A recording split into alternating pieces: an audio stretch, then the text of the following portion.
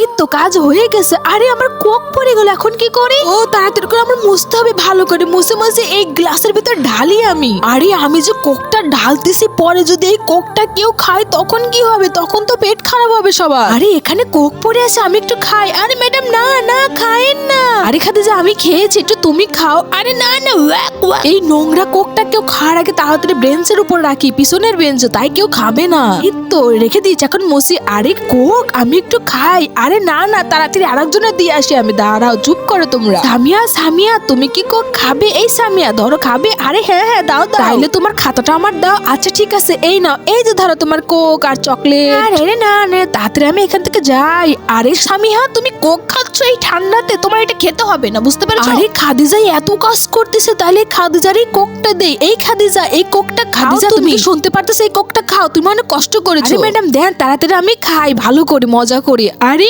এটা তো আমার ফেলে দেওয়া কেক। ওয়াক ওয়াক, আমি কি খাইলাম রে?